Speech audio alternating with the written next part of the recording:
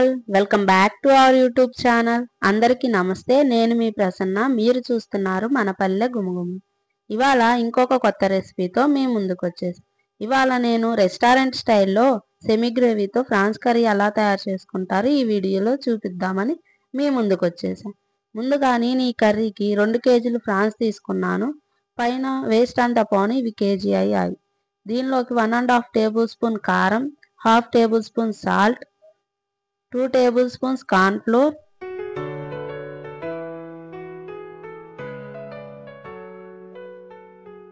2 tablespoons ginger garlic paste,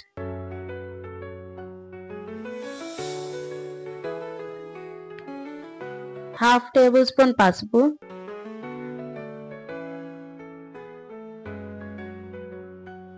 1.5 tablespoon garam masala,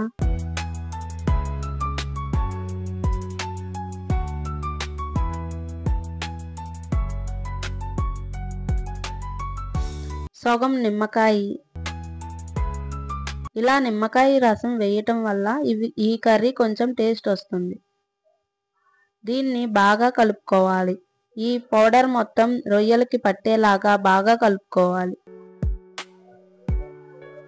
చూస్తున్నారు కదండి, ఈ విధంగా మనము ఈ మసాలా మొత్తాన్ని రొయ్యలకి బాగా పట్టించుకోవాలి.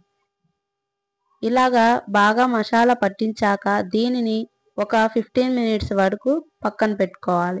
ఇప్పుడు స్టవ్ ఆన్ చేసి కడాయి పెట్టుకొని ఫ్రైకి తగినంత ఆయిల్ యాడ్ చేసుకోవాలి. ఈ ఆయిల్ బాగా హీట్ అయ్యాక మనం మ్యారినేట్ చేసి పక్కన పెట్టుకున్న ఫ్రాన్స్ని ఈ ఆయిల్లోకి వేసుకోవాలి. మనము ఈ సెమీ గ్రేవీ కర్రీని ఇలాగా ఫ్రాన్స్ని పకోడీలా వేసుకొని చేసుకుంటాము. అప్పుడే ఇది చాలా బాగా టేస్ట్ వస్తుంది.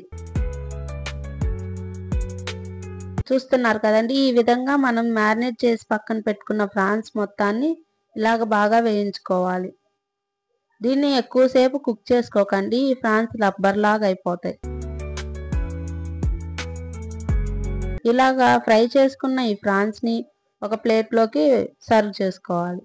ఇప్పుడు స్టవ్ మీద కడాయి పెట్టుకొని 2 table spoons of oil add చేసుకోవాలి. ఈ ఆయిల్ బాగా హీట్ అయ్యాక మనము 2 మీడియం సైజు ఉల్లిపాయలని, పచ్చిమిర్చిని ఇలా కట్ చేసుకొని యాడ్ చేసుకోవాలి. దీన్ని బ్రౌనిష్ కలర్ వచ్చేదాకా ఫ్రై చేసుకోవాలి. ఇలా ఉల్లిపాయలు బ్రౌనిష్ కలర్లోకి చేంజ్ అయ్యాక మనము 3 మీడియం సైజ్ టమాటాలని ఇలా ప్యూరీ పట్టుకొని దీనిలోకి యాడ్ చేసుకోవాలి. దీనిలోకి 1 spoon salt, 2 table spoon chilli powder add చేసుకొని దీన్ని ఫ్రై చేసుకోవాలి. ఇది బాగా మగ్గాక దీనిలోకి 3 స్పూన్ల పెరుగు యాడ్ చేసుకోవాలి.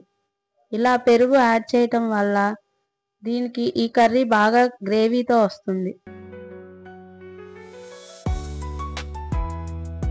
ఇలా పెరుగు యాడ్ చేసినాక ఒక 5 మినిట్స్ ఫ్రై చేసుకున్న తర్వాత దీనిలోకి ఒక 1/2 గ్లాస్ వాటర్ యాడ్ చేసుకోండి.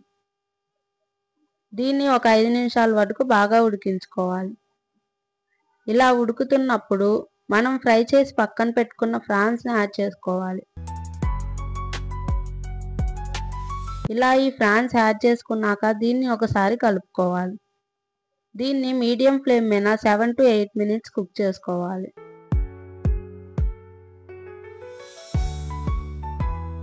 ఈ విధంగా కలుపుకుంటూ దీన్ని 7 to 8 మినిట్స్ వరకు బాగా కుక్ చేసుకోవాలి.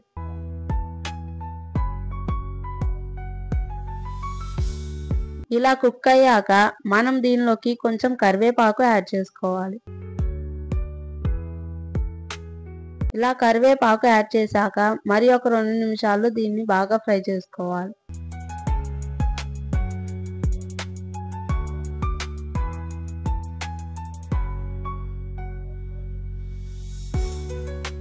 ఇలా ఈ రొయ్యలు బాగా కుక్ అయ్యాక దీనిలోకి 2 table spoon garam masala add చేసుకోండి.